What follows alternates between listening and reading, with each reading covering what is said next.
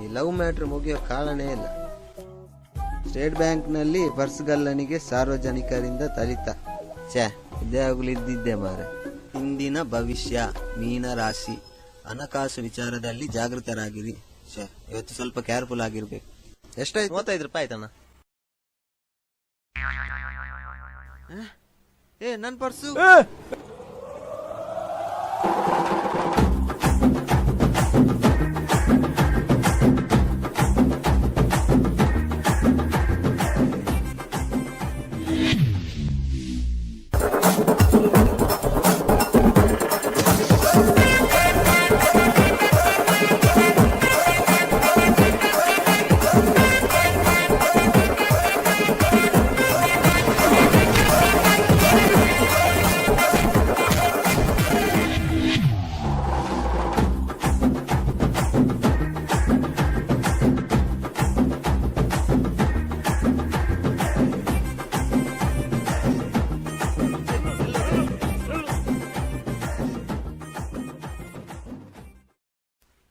ಸುಮ್ಮನೆ ಬಿಡಬಾರ್ದು. ತಪ್ಪಿಸ್ಕೊಂಡ್ಬಿಟ್ಟ. Next time ಸಿಗ್ಲಿ ಕೈ ಕಾಲ್ ಮುರ್ದಾಕ್ತೀನಿ ಅವನ್ನ. 2000 ಎತ್ಬಿಟ್ಟ. ಸಿಗ್ಲಿ ಅವ್ ನನ್ ಮಗ. ಹೋಗುವ. ಬಂದ್ರು.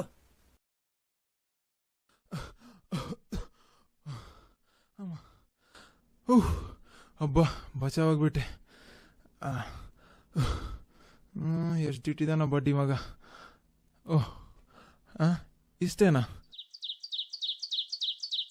ಅವ್ವ 2 ದಿವ್ಸಕ್ಕಂತೂ ತೊಂದರೆ ಇಲ್ಲ.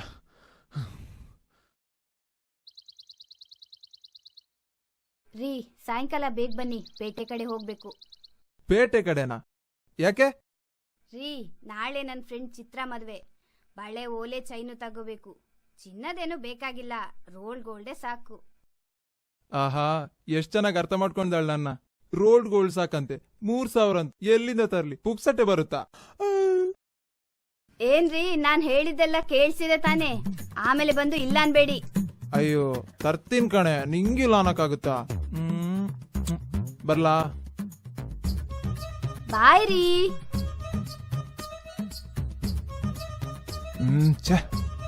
ಈ ಸುಳ್ಳೇಳಿ ಮದ್ವೆ ಆಗಿದ್ದೆ ತಪ್ಪ. ಈ 3000 ಎಲ್ಲಿಂದಪ್ಪ ತರ್ಲಿ? 3000 ಕೊಡೋ ಬಕ್ರನ ಎಲ್ಲಿಂದ ಹುಡುಕ್ಲಿ? ಯಾರ್ ಪರ್ಸಕ್ ಕೈ ಹಾಕ್ಲಿ? ಇವ್ರದ್ದು ಬೇರೆ. ಎಲ್ಲಿ ನೋಡಿದ್ರು ಬರೀ CCTVಗಳೇ. ಈ ಕಾಲದಲ್ಲಿ ಕದಿಯೋದು ಬೇರೆ ಕಷ್ಟ ಆಗ್ಬಿಟ್ಟಿದೆ.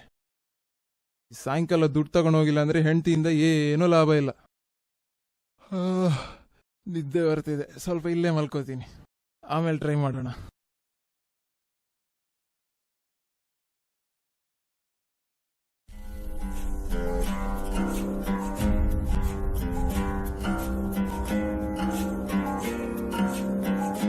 ಓ ಕಂದ, ಎದ್ದೇಳೋ. ನಿನಗೆ 3000 ಬೇಡನೋ? ಬೇಕು ಬೇಕು ಬೇಕು ಬೇಕು. ಓ ನೀವಾ? ನಿಮ್ಮ ಹತ್ರ ಸುಳ್ ಜ್ಯೋತಿಷ ಹೇಳಿ ಮಾಡಿರೋ ಹಣ ಸಿಕ್ಕಾಪಟ್ಟೆ ಇರುತ್ತೆ.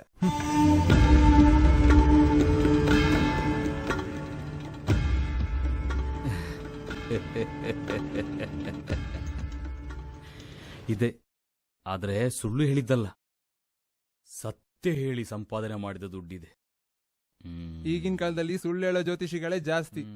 ದುಡ್ಡಿಲ್ಲ ಅಂತ ಬಂದ್ರೆ ಕೋಟ್ಯಾಧಿಪತಿ ಆಗ್ತೀಯಾ ಅಂತೀರ. ಚೆನ್ನಾಗಿರೋ ಹುಡುಗಿನ ಮದ್ವೆ ಆಗ್ಬೇಕು ಅಂದಾಗ ನಮಗ್ ಮದ್ವೆ ಯೋಗ ಇಲ್ಲ ಅಂದ್ರೂ ನಿನಗ್ ಅಪ್ಸರೆ ಅಂತ ಹುಡುಗಿ ಸಿಗ್ತಾಳೆ ಅಂತ ಅಂತೀರ. ನೀವ್ ಹೇಳುದನ್ ನಿಜಾಂಶ ಅಂತ ನಂಬಿ 30 ಕೊಡಲಿ 300 ಕೊಡ್ತೀವ ಅಷ್ಟೇ.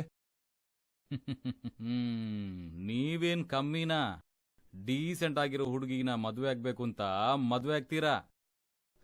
ನಿಮ್ಮನ್ನ ಮದ್ವೆ ಆಗೋದಕ್ಕಿಂತ ಮೊದ್ಲೇ ಅವಳಿಗೆ 4 ಲವ್ ಇರುತ್ತೆ. ಅದು ನಿಮಗೆ ಗೊತ್ತಾಗೋಷ್ಟರಲ್ಲಿ ನೀವು ಮದುವೆ ಆದವಳಿಗೆ 3 ತಿಂಗಳಾಗಿರುತ್ತೆ. ಆವಾಗ ಆ 4 ಜನರ ಬಗ್ಗೆ ಯೋಚನೆ ಮಾಡೋ ಬದಲು ಬರೋ ಮಗುವಿನ ಬಗ್ಗೆನೇ ಯೋಚನೆ ಮಾಡ್ತೀರಾ. ಹೇ ಬಾಯ್ ಮುಚ್ಚೋ, ಒಳಗ್ ನೋಣ ಹೋಗ್ಬಹುದು. ಇಲ್ಲಿ ಕೈ ಕೊಡು, ಕೈ ನೋಡೋಣ. ಕೊಡೋ ಇಲ್ಲಿ.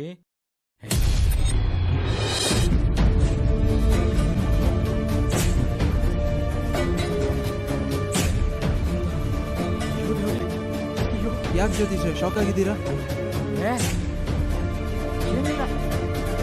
ಹೇಳಿ ಜ್ಯೋತಿಷ, ಏನಾಯ್ತು? ಏನಿದೆ?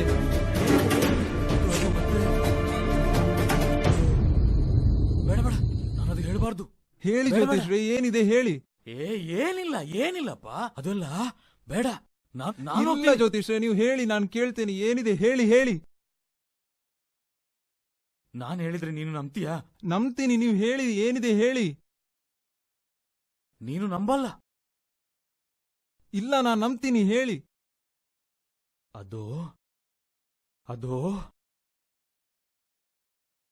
ನೀನಿನ್ನು 3 ದಿವಸದಲ್ಲಿ ಸ್ಮಶಾನ ಸೇರ್ಕೊಳ್ತೀಯ.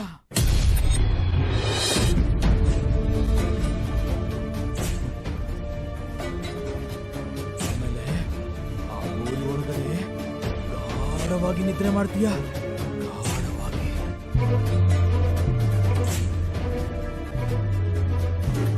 ನೀವೇನ್ ಹೇಳ್ತಿದ್ದೀರ ಜ್ಯೋತಿಷ? ನಂಗೆ ಅರ್ಥ ಆಗ್ತಾ ಇಲ್ಲ.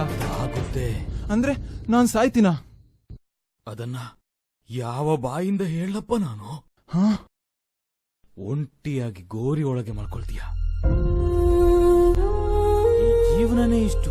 ಹುಟ್ಟಿದಾಗ ಎಲ್ಲರೂ ಇರ್ತಾರೆ, ಆದ್ರೆ ಸತ್ತೋದಾಗ ನಿನ್ ಜೊತೆ ಬರೋರು ಯಾರಿರಲ್ಲ. ನಾನಿನ್ನು ಬರ್ತೀನಪ್ಪ, ಬರ್ತೀನಿ.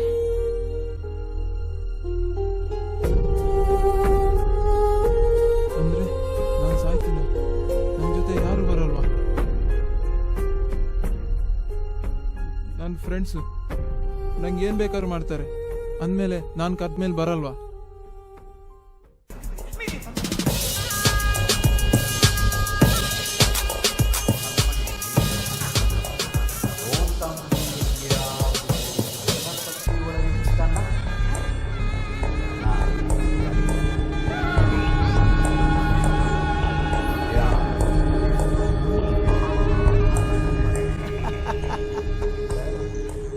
ಒಂದ್ ನಿಮಿಷ, ಆಮೇಲೆ ಕಾಲ್ ಮಾಡ್ತೀನಿ.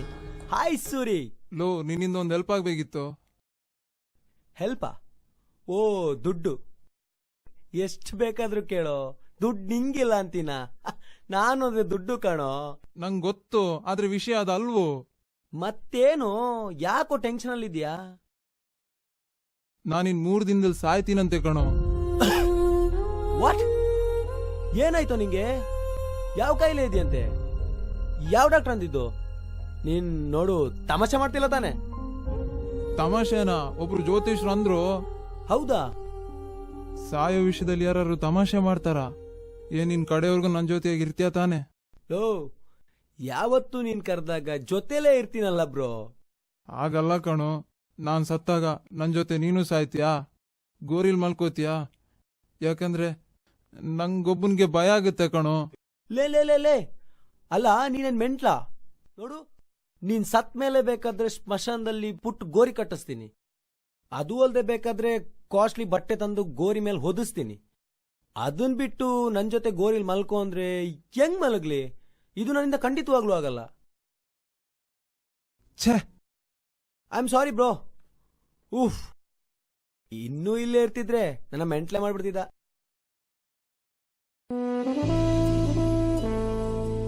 ಅರೆ ಸೂರಿ, ಇವನೇನಿಲ್ಲಿ? ಓಹೋ,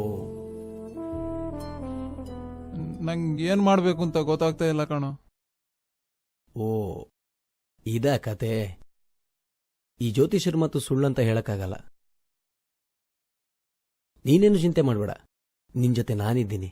ನಿನ್ನ ಕೊನೆ ಕ್ಷಣದವರೆಗೂ ನಾನು ಜೊತೆಲೇ ಇರ್ತೀನಿ. ಆದ್ರೆ ನಿನಗೆ ಸಾವು ಅಂತ ಬಂದಾಗ ನಿನ್ನ ಹೆಣಕ್ಕೆ ಹೆಗಲು ಕೊಟ್ಟು ಸ್ಮಶಾನದವರೆಗೂ ಬಂದು ಗೋರಿ ಒಳಗಡೆ ಮಲಗಿಸಿ 3 ಇಡಿ ಮಣ್ಣಾಕ್ಬೋದು ಅಷ್ಟೇ. ಆದ್ರೆ ನಿನ್ ಜೊತೆಲೇ ಗೋರಿಲ್ ಮಲ್ಗು ಅಂದ್ರೆ ನನಗೆ ಖಂಡಿತ ಆಗಲ್ಲ.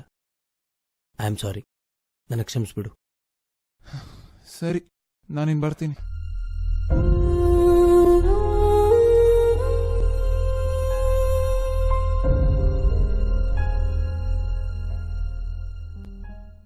ಒಂದು ಬಿಸ್ಕುಟ್ ರೊಟ್ಟಿ ಕೊಡಿ. ಅಣ್ಣ, 2 ದಿನ ಆಯ್ತು ಊಟ ಮಾಡ್ದೆ. ಹೊಟ್ಟೆಗೆ ಏನಾದ್ರೂ ಕೊಡಿ ಅಣ್ಣ.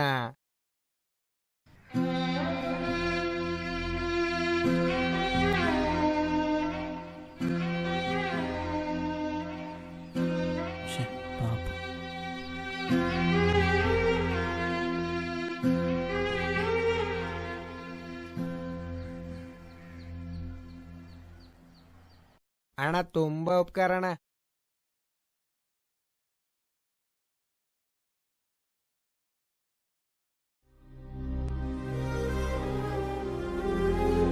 ಏ ಸೂರಿ, ನೀನೇನು ಇಲ್ಲಿ ತುಂಬಾ ಟೆನ್ಷನ್ ಇದೆಯಾ?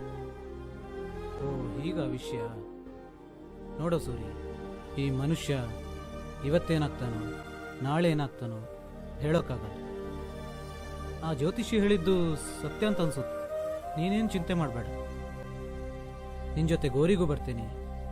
ನಿನ್ನ ದೇವತೆಗಳೇನಾದರೂ ಪ್ರಶ್ನೆ ಕೇಳಿದರೆ ನಾನು ನಿಂಗೆ ಸಹಾಯ ಮಾಡ್ತೀನಿ. ಭೂಮಿಗೂ ಆಕಾಶಕ್ಕೂ ಮಧ್ಯೆ ಇರೋ ಅಂತರನ ದಾಟಿ ಸ್ವರ್ಗಕ್ಕೆ ಹೋಗುವಾಗಲೂ ನಿನ್ನ ಜೊತೆನೇ ಇದ್ದು ಎಲ್ಲ ನೋಡ್ಕೋತೀನಿ. ಲೋ ಧರ್ಮ, ನೀನೆಷ್ಟು ಒಳ್ಳೆಯವನು. ನಿನ್ನಂತ ಫ್ರೆಂಡ್ನ ಪಡೆದಿದ್ದೆ ನಾನು ಪುಣ್ಯ ಕಾಣೋ.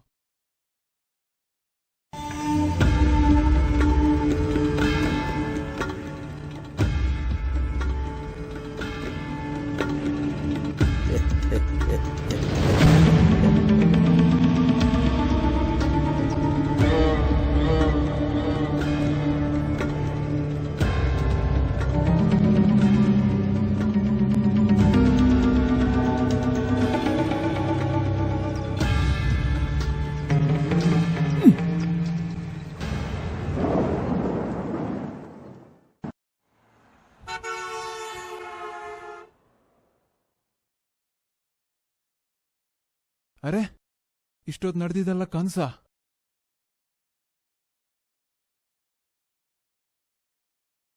ನಮ್ಮ ಅಜ್ಜ ಹೇಳ್ತಾ ಇದ್ರು, ಹಗಲಲ್ಲಿ ಬೀಳೋ ಕನ್ಸೆಲ್ಲ ನಿಜ ಆಗುತ್ತೆ ಅಂತ. ನಿಜ ಆಗಿರ್ಬೋದಾ? ಅವ್ರನ್ನೇ ಕೇಳೋಣ.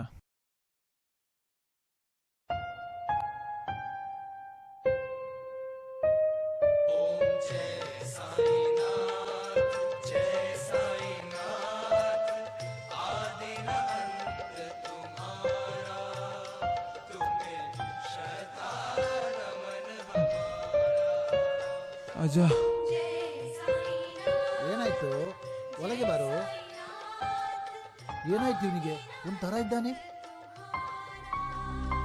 ಅಜ್ಜ, ಅದು ಕನ್ಸಲ್ಲಿ. ಕೂತ್ಕೋಪ್ಪ.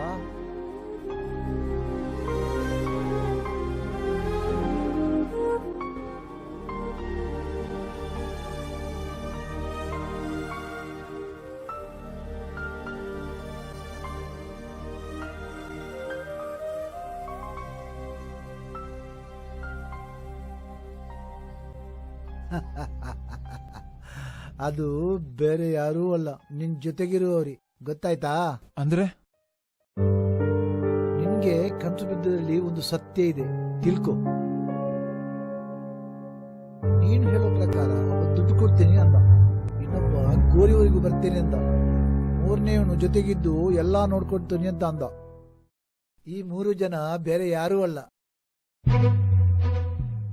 ಮೊದಲನೇದು ಹಣ. ಅದು ನಿನ್ಗೆ ಗೋರಿ ಕಟ್ಟುವುದಕ್ಕೂ ಬಟ್ಟೆ ತಗೊಳ್ಳುವುದಕ್ಕೂ ಮಾತ್ರ ಪ್ರಯೋಜನ.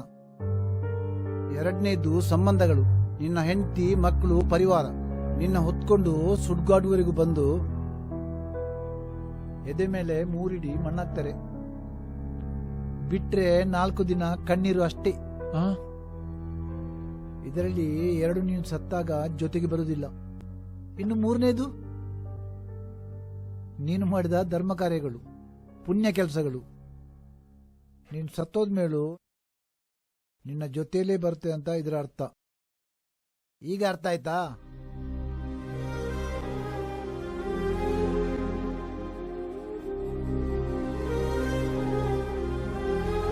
ಅಜ್ಜ, ನಂಗೆ ಗೊತ್ತಾಯ್ತು. ನಾನು ತಪ್ಪು ಮಾಡಿಬಿಟ್ಟೆ. ನನ್ನ ಹೆಂಡತಿಗಲ್ದೆ ನಾನು ತುಂಬಾ ಚೆನ್ನಾಗಿ ಮೋಸ ಮಾಡಿದ್ದೀನಿ. ನಾನು ಇನ್ಮುಂದೆ ಹಂಗೆ ಮಾಡಲ್ಲ. ತುಂಬಾ ಚೆನ್ನಾಗಿ ಬದುಕ್ತೀನಿ, ದೊಡ್ಡ ಮನುಷ್ಯ ಆಗ್ತೀನಿ, ಇನ್ಯಾರಿಗೂ ಅನ್ಯಾಯ ಮಾಡಲ್ಲ, ನಿಯತ್ತಾಗಿರ್ತೀನಿ. ಇವಾಗ ಅರ್ಥ ಆಯ್ತಾ ನಿಂಗೆ? ನಾನಿನ್ ಬರ್ತೀನಜ್ಜ.